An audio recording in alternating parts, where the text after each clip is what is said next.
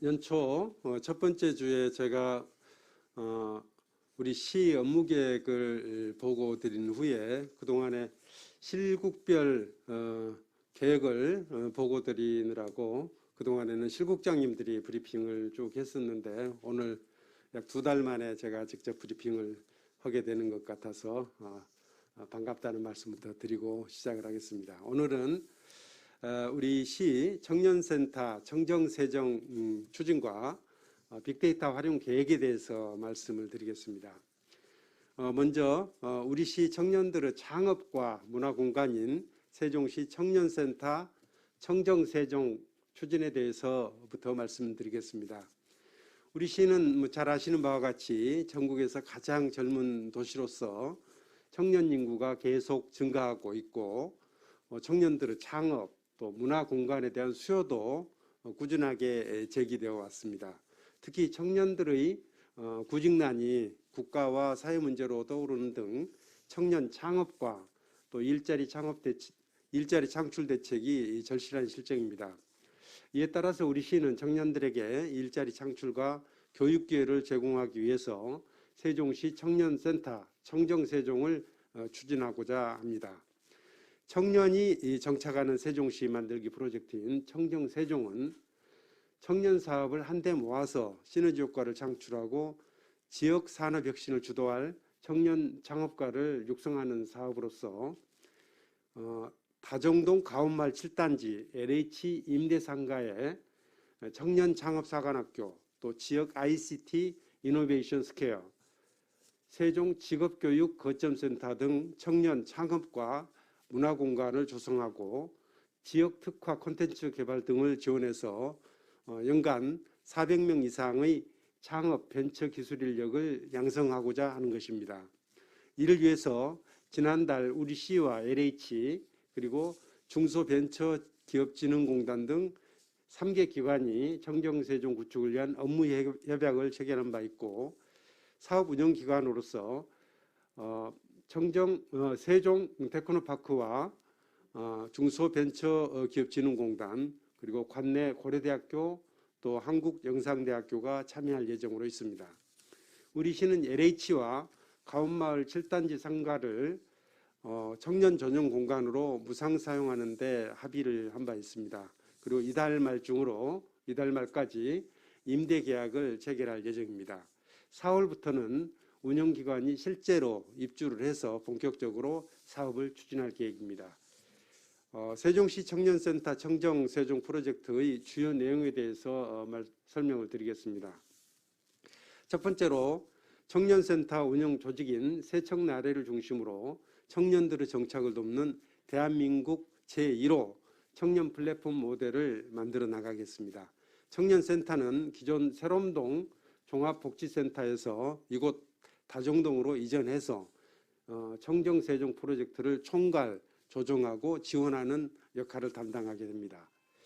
지역 청년들의 참여를 유도하고 청년 플랫폼 기반의 일자리 창출을 추진하게 될 것입니다. 두 번째로 세종 청년 창업사관학교를 설립해서 지역산업 혁신을 주도할 청년 기업가를 매년 30명 이상씩 배출하겠습니다. 사업 예산은 총 36억 원으로 창업 계획부터 사업화까지 모든 과정을 지원해서 자율주행, 스마트시티 등 다양한 영역에서 청년 기업가를 발굴 양성할 계획입니다. 세 번째는 지역 ICT 이노베이션 스퀘어를 조성해서 AI, 블록체인과 같은 전문 인력을 앞으로 4년 동안 총 360명을 육성할 계획입니다. 사업비는 모두 22억 6,300만 원이 확보되었고 전문 교육을 실시하는 등 스마트 산업 분야, 스마트웨어 인력 등 실무형 전문 인재를 육성하겠다는 목표를 세워놓고 있습니다.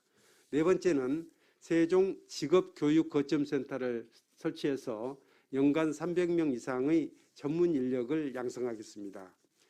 사업비 20억 원을 이미 확보해서 VR, AR, 드론과 같은 신산업과 영유아 돌봄, 관광 서비스 등 지역사회 직업 수요에 발맞춰서 시민 맞춤형 교육 프로그램으로 운영하겠습니다. 청정세종 프로젝트를 성공적으로 운영하기 위해서 청년 네트워크와 입주 기업을 통해 지역사회에 적극 홍보하고 LH, 중진공 등 관련 기관과 긴밀하게 협력하며 사업을 진행하겠습니다. 우리 시는 청정세종 프로젝트를 통해서 대한민국을 선도하는 새로운 청년 문화 그리고 창업 모델을 만들어 나가고자 합니다. LH는 비어있는 상가를 제공하고 우리 시는 청년들과 협력해서 젊은 기업가와 전문 인력을 배출함으로써 지역사회에서 활동하고 정착하는 계기를 마련하는 등 청년 일자리 문제를 해소하고 지역사회와 경제에 활력을 불어넣고자 하는 것입니다. 청정세종 프로젝트가 성공할 수 있도록 청년들의 적극적인 참여와 그리고 우리 시민 여러분들의 많은 관심과 또 애정어린 참여를 부탁드리겠습니다. 이어서 빅데이터 활용 계획에 대해서 말씀을 드리겠습니다. 우리 시는 세종형 스마트시티를 구현하고 데이터 기반의 지속 가능한 스마트 서비스를 제공하기 위해서 그동안 많은 노력을 기울여 왔습니다. 시민들의 삶을 편리하고 행복하게 만들기 위해서 데이터에 기초한 과학적인 의사결정을 지원하고 시민 체감형 서비스를 제공해 왔습니다. 지난해에는 잘 아시는 바와 같이 공영 자전거를 효율적으로 운영하기 위해서 빅데이터 분석을 활용한 바 있습니다. 시민들이 편리하게 이용할 수 있도록 빅데이터를 기반으로 해서 신규 자전거 거치소 위치를 정하고 자전거를 배치하였습니다. 어울림과 전기 자전거의 동선을 분석해서 스마트시티 실증 사업인 공유 PM의 수요를 예측하고 또 최적의 주차전 위치를 선정하였습니다. 그 결과 재작년에 공유 자전거 경우에 이용 건수가 58만 건이었는데 작년에는 122만 건으로 2배 이상 늘어난 성과를 거둘 수 있었습니다. 올해는 시민 여러분들과 함께 빅데이터를 활용해서 여러 가지 도시 문제를 발굴하고 또 해결할 수 있도록 시민 참여를 확대하고 분석 결과를 공유하는 등 시민과의 소통을 바탕으로 데이터 행정의 기반을 마련해 나가도록 하겠습니다.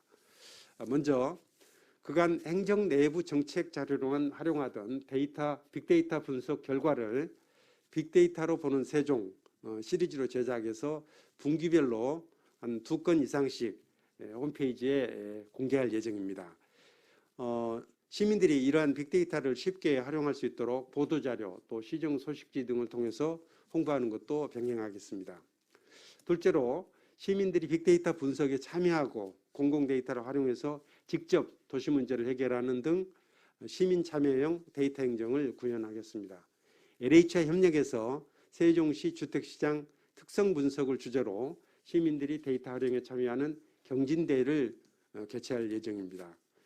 대회에서는 부동산 실거래가, 공시지가, 전출입 인구 등 공공데이터와 상권, 건물 등의 공간 데이터를 융합해서 우리시 주택시장 특성을 분석하고자 합니다. 도시 문제를 해결하기 위해서 시민 아이디어를 데이터로 분석하고 정책에 반영하는 등 시민 맞춤형 서비스를 구현하겠습니다. 이를 위해서 빅데이터 아이디어 공모전을 개최해서 아이디어를 발굴하고 수상작을 정책으로 실현할 수 있도록 아이디어 제안자를 빅데이터 분석 과제 자문단으로 참여시키겠습니다. 지난해 아이디어 공모전 우수작인 자동 클린넷을 올해 분석 과제로 선정하고 수상자와 함께 빅데이터를 분석하고 도시 문제를 해결하는 대안을 마련하기 위해서 노력하겠습니다. 미래형 지역연재를 길러내기 위해서 관내 대학과 연계해서 빅데이터 분석과 양성 과정을 운영하겠습니다. 빅데이터 분석에 참여한 학생들이 시에서 추진하는 경진대회, 공모전, 빅데이터 인턴십에 참여하여 실전 경험을 쌓을 수 있도록 돕는 한편 관내 기업, 연구기관과 협력관계를 구축해서 우수한 인재들의 취업에도 힘쓰겠습니다. 우리 시는 다양한 데이터 활용 정책을 추진해서 데이터 기반의 국가시범도시 스마트시티의 유상을 높이고 데이터 기반 행정을 통해서 시민들의 삶을 보다 편안하고 안전하고 풍요롭게 하는 등 실질적인 성과를 거둘 수 있도록 노력하겠습니다. 끝으로 지난 1년간 코로나19 방역 현황과 최근의 백신 접종 진행 사항에 대해서 말씀드리겠습니다. 지난해 2월 22일 우리 시에서 코로나19 첫 확진자가 발생한 지 1년이 넘었습니다. 지금까지 우리 시에서는 모두 46,958건을 검사해서 이 중에서 236건이 양성으로 확인되었습니다. 이 중 213명은 완치가 되었고 22명은 아산생활치료센터와 세종충남대병원에서 현재 격리 치료 중에 있습니다. 그리고 안타깝게도 한 분은 사망 후에 확진 판정을 받은 바 있습니다. 우리 시는 그동안 코로나19 확산을 막기 위해서 전국 최초로 드라이브스루 선별진료소를 운영한 바 있고 확진자 재검사 분석을 실시한 바도 있습니다. 그리고 상황 발생 시 선제적으로 방역과 검사를 진행하고 효율적인 컨트롤 타워를 유지하는 등 적극적으로 대응한 것으로 자평하고 있습니다. 그 결과 우리 시 코로나19 확진자는 인구 10만 명당 68.94명으로 전국 평균 175.16명보다 훨씬 낮은 약 3분의 1 수준의 감염자 수를 유지하고 있습니다. 이러한 성과를 거둘 수 있었던 것은 무엇보다도 시민 여러분들께서 방역에 적극 동참해 주셨고 또 소상공인과 또 자영업자들께서 영업 제한 등의 어려움을 잘 이겨내 주신 덕분으로 생각을 합니다. 시민 여러분과 또 소상공인, 자영업자 그리고 무엇보다도 방역의 최일선에서 헌신해 주신 의료진 여러분들께 진심으로 고맙다는 감사 인사를 드립니다. 이어서 우리 시 백신 접종 현황에 대해서 말씀드리겠습니다.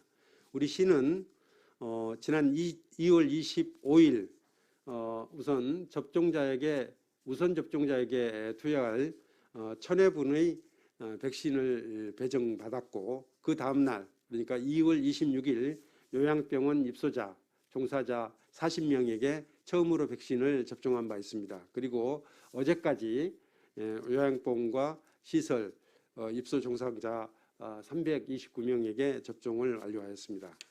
이달 말까지 1차 접종을 마치고 8주 내지 12주 간격을 두고 2차 접종을 실시할 예정입니다. 요양병원과 요양시설의 우선 접종자에 대해서 접종을 마치게 되면은 그 다음에는 보건의료인과 119 구급대, 코로나19 1차 대응요원, 역학조사 요원 등에게 접종을 실시하겠습니다. 이후 2분기에는 만 65세 이상 의료기관 종사자 등을 대상으로 접종을 하고 3분기에는 만 18세에서 만 64세까지 그리고 만성질환자 등을 대상으로 접종을 실시할 계획입니다. 우리 시는 남세종 종합청소년센터를 예방접종센터로 이미 지정을 해서 이달 중으로 설치를 마치고 화이자 또 모더나사에서 개발한 mRNA 백신이 배송되는 대로 순차적으로 접종을 진행하겠습니다. 그리고 3월 중으로 의료기관 100개소와 위탁 계약을 완료하는 등 예방접종을 차질없이 추진하겠습니다. 이상 반응이 나타날 수가 있기 때문에 이런 경우에 대비해서 즉시 대응할 수 있도록 현장에 비상응급체계를 구축하고 모니터링을 실시하여 시민 여러분들께서 안전하게 접종에 임할 수 있도록 준비에 최선을 다하고 있습니다. 지금까지 코로나19 방역과 차단에 집중이었다면 이제 백신 접종을 계기로 해서 코로나19를 물리치기 위한 반격의 시기가 도래했다고 볼 수 있습니다. 최근 우리 시에서는 가족 모임과 군부대 영내 생활에서 코로나19 소규모 집단 사례가 발생한 바 있어서 시민 여러분들께서 많은 걱정을 하고 계십니다. 시민 여러분들께서는 앞으로도 방역 수칙을 계속 준수해 주시고 또 증상이 나타날 경우 또 증상이 의심되는 경우 즉시 검사를 받으실 것을 간곡하게 당부드리겠습니다. 네, 이어서 질의 답변 시간을 갖도록 하겠습니다. 오늘 질의는 이메일을 통해 사전 접수된 질문입니다. 대전일보 천재상 기자께서 주셨습니다. 신문시답부터 하는 것 아닌가?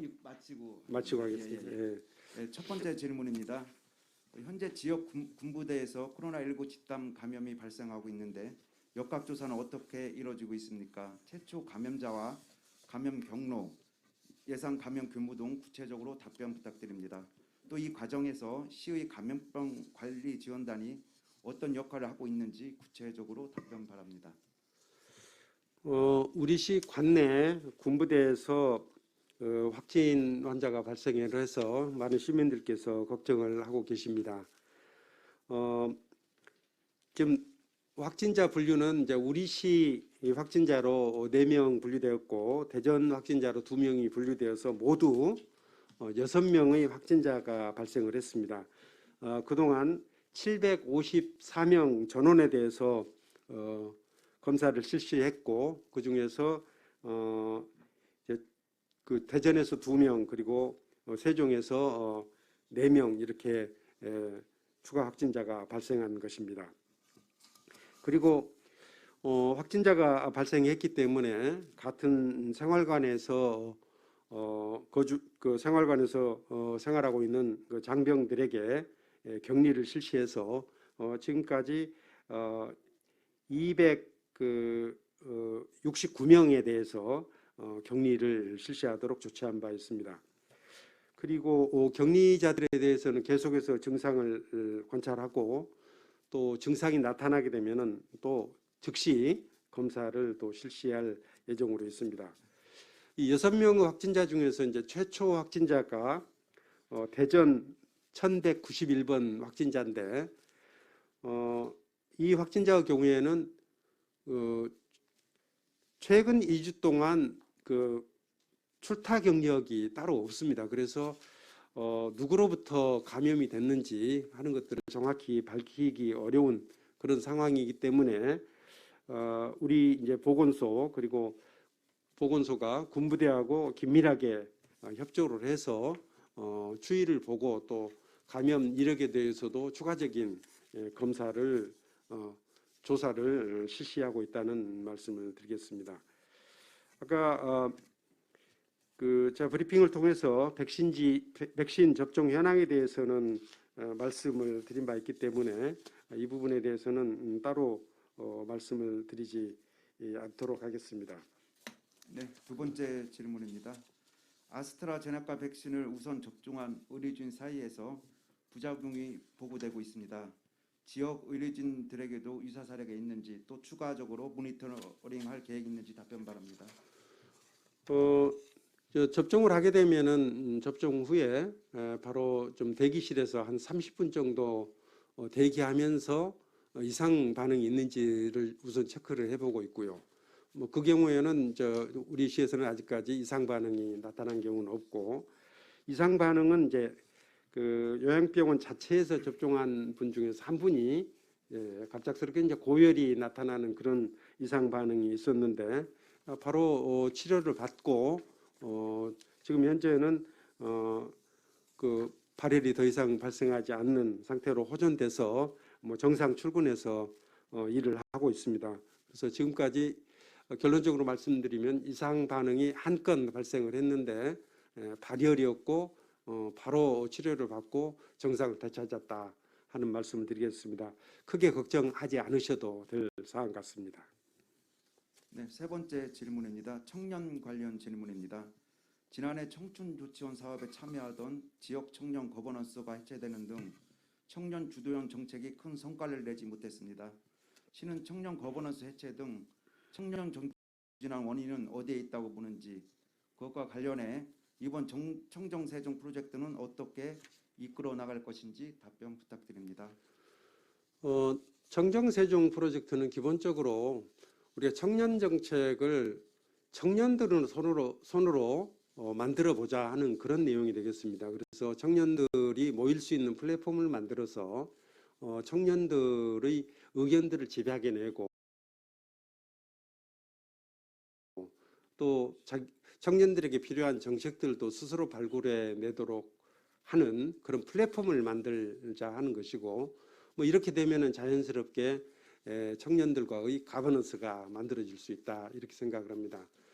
지금 말씀해 주신 사례는 저희가 한림재지 문화공간 조성 사업을 진행하고 있는데 그 과정에서 우리 청년 문화인들, 특히 문화예술에 관심 있는 청년들과의 가버넌스를 운영했는데 그 과정에서 지역 주민들께서도 이 문제, 한림재지 이 문화공간 조성 문제에서 관심을 갖고 지역 주민들이 참여하는 과정에서 새로운 지역 주민들과의 그 가버넌스 프로그램이 운영되었기 때문에 청년들께서 이것은 이제 당초 약속하고 틀리지 않느냐 하는 그런 말씀을 해주신 건데 실은 청년들도 적극적으로 참여해서 거기에 청년 문화예술인들이 참여할 수 있는 그런 공간을 만들고 또 다른 한편으로는 그 주변 지역 주민들과의 가버넌스도 필요하기 때문에 청년 가버넌스가 독점적으로 운영되기보다는 청년 가버넌스는 가버넌스대로 또 지역 주민과의 가버넌스는 가버넌스대로 이렇게 운영되는 두 가지가 병행되는 과정에서 나타난 문제였다 이렇게 생각을 하고 앞으로도 한림재지가 문화공간으로 탈바꿈되게 되면은 이 공간은 많은 청년 문화예술인들이 참여할 수 있도록 공간도 마련하고 여러 가지 프로그램도 만들어 나갈 계획으로 있습니다. 예. 네 번째 질문입니다. 청정세종 프로젝트와 관련 한국토지주택공사가 비어있는 상가를 제공키로 한 것이 지역 상가 공식률 해소의 의미도 갖고 있는지 알고 싶습니다. 이제 다정동에 저희가 청정세종 프로젝트를 시행하게 된 것은 처음 시작점이 상가 공실 해소에서 시작됐다는 말씀을 드리겠습니다. 당연히 이것은 상가 공실 해소에도 도움이 되는 일이고 실은 이제 그보다는 오히려 이제 청년들을 위한 공간을 확보하게 되었다는 점에서 더 큰 의의를 갖고 있다고 볼 수 있겠습니다. 그래서 결론적으로 말씀드리면은 상가 공실 해소에도 도움이 되고 또 청년들을 위한 공간 마련에도 도움이 되는 일석이조 효과를 거두는 그런 프로젝트다 하고 말씀드릴 수 있겠습니다. 네, 이어서 시민들의 질문에 시장님 직접 답변하는 신문시답을 진행하겠습니다. 세종시 공동주택 분양정책 개선 건의에 대한 질문을 영상으로 보시겠습니다.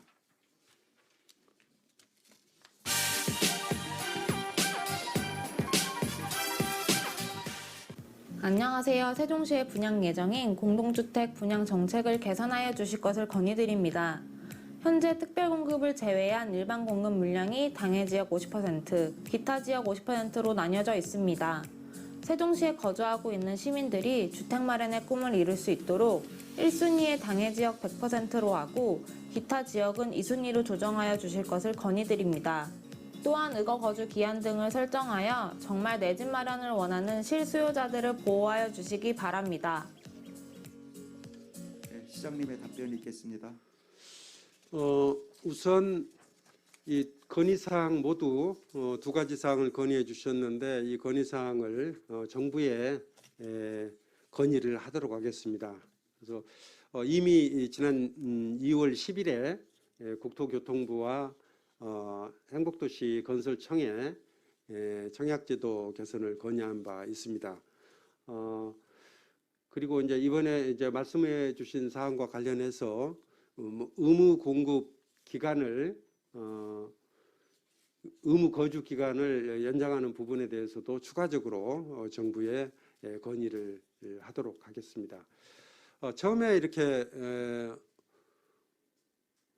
우리 시 거주자 외에 우리 시 거주자에게 30%를 공급하고 또 전국적으로 다른 지역에 거주하는 국민들에게 50%를 공급하도록 한 취지는 아마도 이제 우리 세종시가 건설되고 있는 취지가 이 지역의 주택 문제를 해결하는 것보다는 여기에 행정수도를 건설하고 또 이주해 오시는 분들에 대한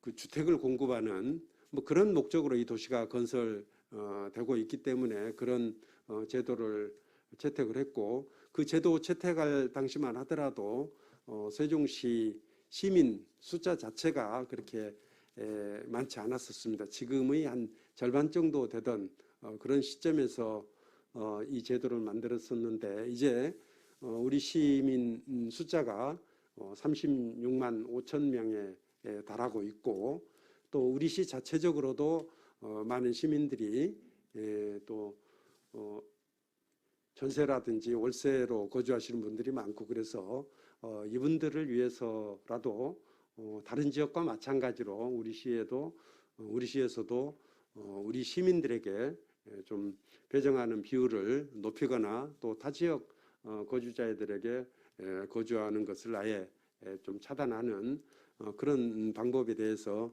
국토교통부 그리고 행복도시건설청 등 중앙정부와 저희가 긴밀하게 협의하고 또 우리 시민들의 의견을 잘 전달해서 또 반영이 되도록 노력하겠다는 말씀을 드리겠습니다. 네, 이상으로 정례 브리핑을 모두 마치겠습니다. 시청해주신 시민과 언론 여러분께 감사드립니다. 잠시 후 언론과의 소통 강화를 위한 미디어 데이를